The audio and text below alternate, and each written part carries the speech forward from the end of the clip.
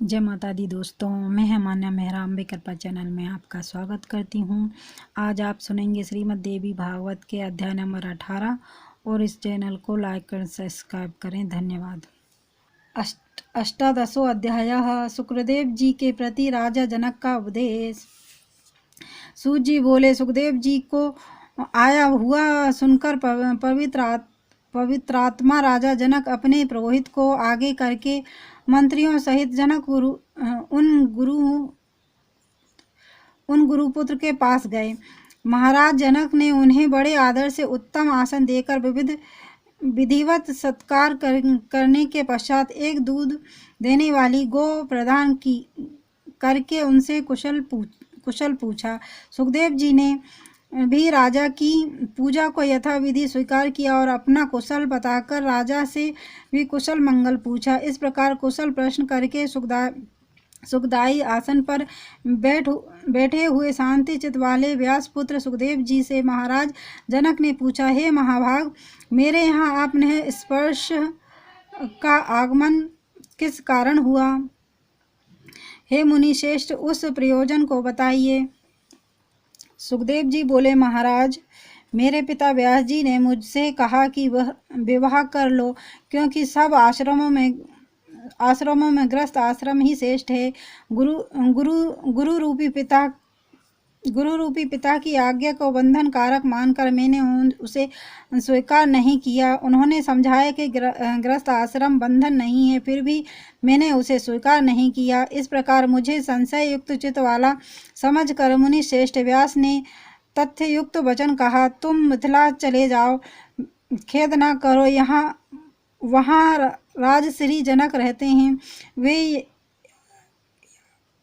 वे याज्ञिक एवं जीवन मुक्त राजा हैं। संसार में विदेह नाम से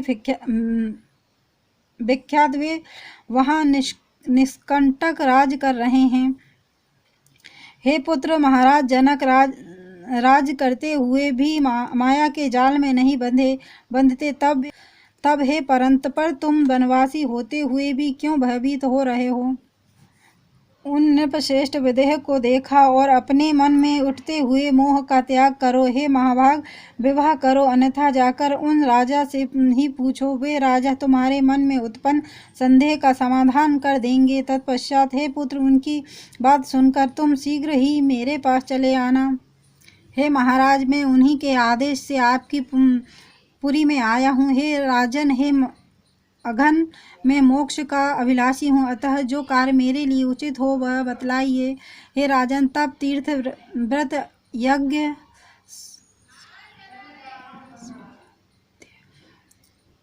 यज्ञ, स्वाध्याय, तीर्थ सेवन और ज्ञान, इनमें से जो मोक्ष का साक्षात साधन हो वह मुझे बताइए। जनक जी बोले, मोक्ष मार्ग लंबी विप्र को जो करना चाहिए उसे सुनिए। उपनयन संस्कार के बाद सर्वप्रथम वेद शास्त्र का अध्ययन करने हेतु गुरु के सानिध्य में रहना चाहिए। वहाँ वेदांतों का अध्ययन करके दीक्षांत गुरु दक्षिणा देकर वापस लौटे मुनि को विवाह करके पत्नी के साथ गृहस्थी में रहना चाहिए। गृहस्थ आश्रम में रहते हुए न्याय उपार्जित धन का अर्जन करें, सर्वदा संतुष्ट रहें और किसी से कोई आशा न रखें। पापों से मुक्त होकर अग्निहोत्र आदि कर्म करते हुए सत्य वचन बोले और मन वचन कर्म से सदा पवित्र रहें। पुत्र पौत्र हो जाने पर समय अनुसार वानप्रस्थ आश्रम में रहें। वहाँ तपचर्या द्वारा काम, क्रोध, लोभ, मद, मोह और मात्सर्य, इन 6 शत्रुओं पर विजय प्राप्त करके अपनी स्त्री रक्षा का भार पुत्रों को सौंप देने के पश्चात वहाँ धर्मात्मा सब अग्नियों का अपने में न्यायपूर्वक आधान कर लें और सांसारिक विषयों के भोग से शांति मिल जाने के बाद हृदय में विशुद्ध वैराग उत्पन्न होने पर चौथे आश्रम का आश्रय ले लें। विरक्त को ही संन्यास लेने का अधिकार है, अन्य किसी को नहीं है। यह वेद वाक्य सर्वदा सत्य है, असत्य नहीं, ऐसा मेरा मानना है। हे सुखदेव जी, वेदों में कुल 38 संस्कार कहे गए हैं। उनमें से गृहस्थ के लिए 40 संस्कार महात्माओं ने बताए हैं। मुमुक्ष के लिए शम दम आदि 8 संस्कार कहे गए हैं। इस आश्रम से ही क्रमशः दूसरे आश्रम में जाना चाहिए, ऐसा शिष्ट जनों का आदेश है। सुखदेव जी बोले, चित्त में वैराग्य और ज्ञान विज्ञान उत्पन्न हो जाने पर अवश्य ही गृहस्थादि आश्रमों में रहना चाहिए अथवा वनों में। जनक जी बोले, हे मानव, इंद्रियां बड़ी बलवान होती हैं, वे वश में नहीं रहती। वे अपरिपक्व बुद्धि वाले मनुष्य में मन में नाना प्रकार के विकार उत्पन्न कर देती है। यदि मनुष्य के मन में भोजन की, शयन की, सुख की और पुत्र की इच्छा बनी रहे तो वह सन्यासी होकर भी इन विकारों के उपस्थित होने पर क्या कर पाएगा।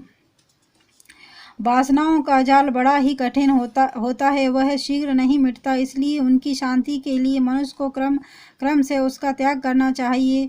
ऊंचे स्थान पर सोने वाला मनुष्य ही नीचे गिरता है, नीचे सोने वाला कभी नहीं गिरता। यदि संन्यास ग्रहण कर लेने पर भ्रष्ट हो जाए तो पुनः वह कोई दूसरा मार्ग नहीं प्राप्त कर सकता। जिस प्रकार चींटी वृक्ष की जड़ से चढ़कर शाखा पर चढ़ जाती है और वहां से फिर धीरे धीरे सुखपूर्वक पैरों से चलकर फल तक पहुंच जाती है। विघ्न शंकाओं के भय से कोई पक्षी बड़ी तीव्र गति से आसमान में उड़ता है और परिणामतः थक जाता है, किंतु चींटी सुखपूर्वक विश्राम लेकर अपने अभिष्ट स्थान तक पहुंच जाती हैं। मन अत्यंत प्रबल है, यह जितेंद्रिय पुरुषों के द्वारा सर्वतः अजेय है। इसलिए आश्रमों के अनुक्रम से ही इसे क्रमशः जीतने का प्रयत्न करना चाहिए। गृहस्थ आश्रम में रहते हुए भी जो शांत बुद्धिमान एवं आत्मज्ञानी होता है वह न तो प्रसन्न होता है और न खेद करता है, वह हानि लाभ में समान भाव रखता है। जो पुरुष शास्त्र प्रतिपादित कर्म करता हुआ सभी प्रकार के चिंताओं से मुक्त रहता हुआ आत्मचिंतन से संतुष्ट रहता है, वह निसंदेह मुक्त हो जाता है।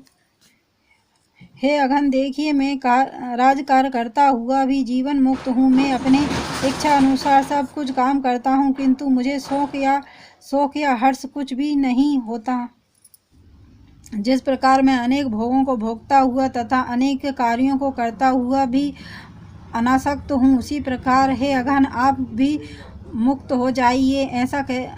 ऐसा कहा भी जाता है कि जो यह दृश्य जगत दिखाई देता है उसके द्वारा अदृश्य आत्मा कैसे बंधन में आ सकता है। पृथ्वी, जल, अग्नि, वायु एवं आकाश, ये पंच महाभूत और गंध, रस, रूप, स्पर्श एवं शब्द, ये उनके गुण दृश्य कहलाते हैं। आत्मा अनुमान गम्य और कभी भी प्रत्यक्ष नहीं होता। ऐसी स्थिति में हे ब्राह्मण, वह निरंजन एवं निर्विकार आत्मा भला बंधन में कैसे पड़ जा सकता है। हे द्विज, मन ही महान सुख दुख का कारण है। इसी के निर्मल होने पर सब कुछ निर्मल हो जाता है।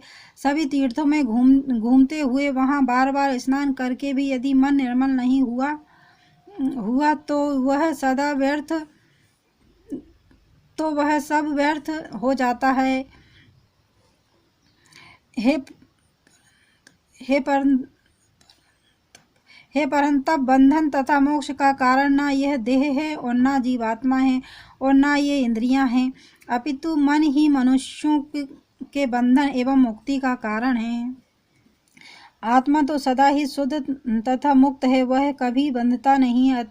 अतः बंधन और मोक्ष तो मन के भीतर है। मन की शांति से ही शांति है। शत्रुता, मित्रता या उदासीनता के सभी भेदभाव भी मन में ही रहते हैं। इसलिए एकात्म भाव होने पर यह भेदभाव नहीं रहता। यह द्वैभाव से ही उत्पन्न होता है। मैं जीव सदा ही ब्रह्म हूँ। इस विषय में और विचार करने की आवश्यकता ही नहीं है। भेद बुद्धि तो संसार में आसक्त रहने पर ही होती है। हे महाभाग, बंधन का मुख्य कारण अविद्या ही है। इस अविद्या को दूर करने वाली विद्या है। इसलिए ज्ञानी पुरुषों को चाहिए कि वे सदा विद्या और अविद्या का अनुसंधान पूर्वक अनुशीलन किया करें। धूप के बिना छाया के सुख का ज्ञान कैसे हो सकता है, उसी प्रकार अविद्या के बिना विद्या का ज्ञान कैसे किया जा सकता है। गुणों में गुण, पंचभूतों में पंचभूत तथा इंद्रियों के विषयों में इंद्रियां स्वयं रमण करती है। इसमें आत्मा का क्या दोष है।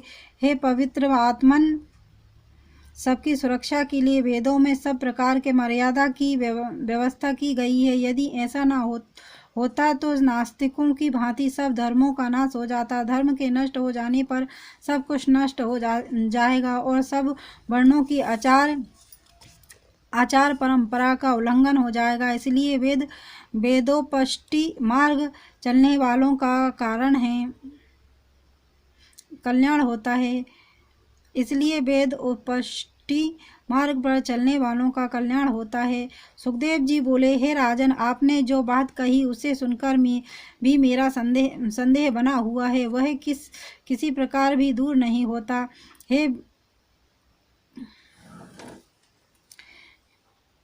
हे भूपते, वेद धर्मों में हिंसा का बाहुमूल्य है। उस हिंसा में अनेक प्रकार के अधर्म होते हैं। ऐसी दशाओं में वेदाक्त धर्म मुक्त प्रद कैसे हो सकता है। हे राजन, सोमरस पान, पशु हिंसा और मांस भक्षण तो स्पष्ट ही अनाचार है। श्रोत्रामणियज्ञ में तो प्रत्यक्ष रूप से सुराग्रहण का वर्णन किया गया है। इसी प्रकार धूर्त क्रीड़ा एवं अन्य अनेक प्रकार के व्रत बताए गए हैं। सुना जाता है कि प्राचीन काल में शशिबिंदु नाम के एक श्रेष्ठ राजा थे। वे बड़े धर्मात्मा, यज्ञपरायण, उदार एवं सत्यवादी थे। वे धर्म रूपी सेतु के रक्षक तथा कुमार्गामी जनों के नियंता थे। उन्होंने पुष्कल दक्षिणा वाले अनेक यज्ञ संपादित किए थे। उन यज्ञों में पशुओं के चर्म से विंध्य पर्वत के समान ऊंचा पर्वत सा बन गया था। मेघों के जल बरसाने से चर्मवर्णित नाम की शुभ नदी बह चली। वे राजा भी दिवंगत हो गए, किंतु उनकी कीर्ति भूमंडल पर अचल हो गई। जब इस प्रकार के धर्मों का वर्णन वेद में है, तब हे राजन, मेरी श्रद्धा बुद्धि उनमें नहीं है। स्त्री के साथ भोग में पुरुष सुख प्राप्त करता है और उसके न मिलने पर वह बहुत दुखी होता है। तो ऐसी दशा में भला वह जीवन मुक्त कैसे हो सकेगा। जनक जी बोले, यज्ञों में जो हिंसा दिखाई देती है वह वास्तव में अहिंसा ही कही गई है, क्योंकि जो हिंसा उपाधियोजन से होती है वही हिंसा कहलाती है, अन्यथा नहीं। ऐसा शास्त्रों का निर्णय है। जिस प्रकार गीली लकड़ी के संयोग से अग्नि से धुआं निकलता है, उसके अभाव में उस अग्नि में धुआं नहीं दिखाई देता, उसी प्रकार हे मुनिवर, वेदोक्त हिंसा को भी आप अहिंसा ही समझिए। रागी जनों द्वारा की गई हिंसा ही हिंसा है, किंतु अनासक्त जनों के लिए वह हिंसा नहीं कही गई है। जो कर्म राग रहित तथा अहंकार रहित होकर किया जाता हो, उस कर्म को वैदिक विद्वान मनीषी जन न किए हुए के समान ही कहते हैं। हे द्विज श्रेष्ठ, रागी ग्रस्त के द्वारा यज्ञ में जो हिंसा होती है वह हिंसा है। हे महाभाग, जो कर्म जो कर्म राग रहित तथा अहंकार शून्य होकर किया जाता है वह जितात्मा मुमुक्ष जनों के लिए अहिंसा ही है। इति श्रीमद्देवी भागवत महापुराणे अष्टादशसहस्रस्यां संहितां प्रथम स्कंदे शुक्राय जनकोपदेशवर्णनम नामाष्टदशो अध्यायः। जय माता दी दोस्तों। और ये वीडियो अगर आपको अच्छा लगा हो तो चैनल को लाइक एंड सब्सक्राइब करें। धन्यवाद।